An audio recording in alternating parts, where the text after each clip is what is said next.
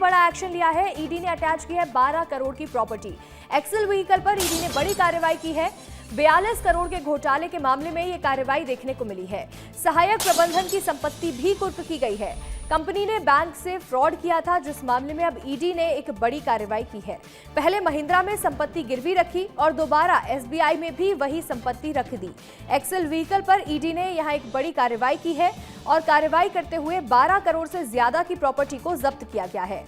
42 करोड़ के घोटाले का ये पूरा मामला है, जिसमें ईडी सक्रिय है और सख्ती के साथ कार्रवाई की गई है। हमारे सहयोगी विवेक राणा जुड़ रहे हैं। विवेक, ईडी ने एक बड़ा एक्शन लिया है। एक्सेल व्हीकल का ये पूरा मामला समझाइएगा।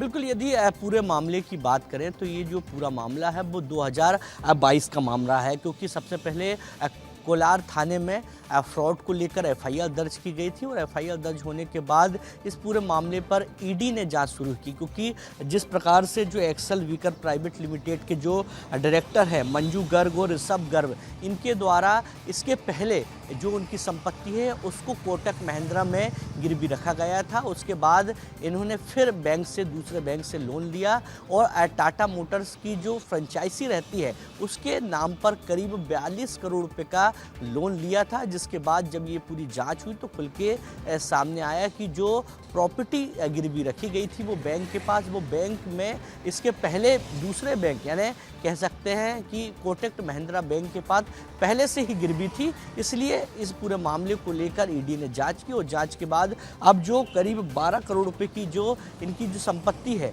वो अटैच कर ली गई है, क्योंकि इसके पहले दोनों डीलर की यदि बात करें तो इन्होंने गलत जानकारी दी थी। इसके पहले भी कोलार थाने में जांच चल रही थी और जब पूरा मामला ईडी के संज्ञान में आया तो एक बड़ा खुलासा हुआ कि जो प्रॉपर्टी है उसको दूसरे बैंकों में रखकर लगातार ये जो क्या कहते हैं व्हीकल प्राइवेट लिमिटेड के जो डायरेक्टर है वो लगातार फ्रॉड कर रहे हैं, जिसके चलते ईडी ने बड़ी कार्रवाई की है पूरे मामले पर। जी बिल्कुल, इस पूरे मामले में करोड़ों का घोटाला हुआ था, जिस मामले में अब ईडी एक्टिव नजर आ रही है। आपका जुड़ने के लिए शुक्रिया विवेक।